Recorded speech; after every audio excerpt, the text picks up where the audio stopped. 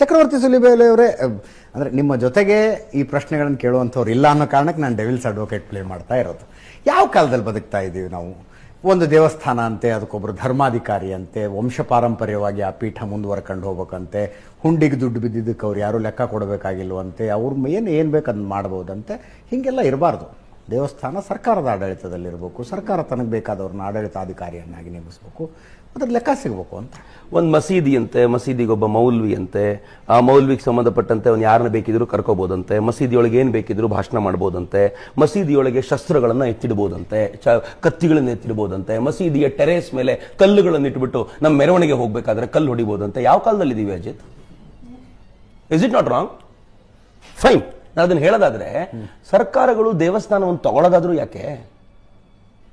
I am sorry to say this, Dharmasthala ನಡೆಸುವಂತ ಕೆಲಸದ 1% ಸರ್ಕಾರ ಎ ಗ್ರೇಡ್ ನ ಬೇರೆ ಯಾವುದೇ ದೇವಸ್ಥಾನಗಳ ಮೂಲಕ ನಡೆಸಿದ್ರೆ ಧರ್ಮಸ್ಥಳನೂ ತಗೊಳ್ಳಿ ಅಂತ ಹೇಳ್ತೀನಿ. 1% ಕೆಲಸವನ್ನ ಎಷ್ಟು ಕೆಲಸ ಮಾಡುತ್ತೆ ಗೊತ್ತಾ? ಏನ್ ಮಾಡ್ತಾರೆ ಅಜಿತ್? ಧರ್ಮಸ್ಥಳ, ನಾನು ಬ್ರಾಡ್ ಆಗಿ ಹೇಳೋದಾದ್ರೆ 4 ದಾನಗಳವರದ್ದು.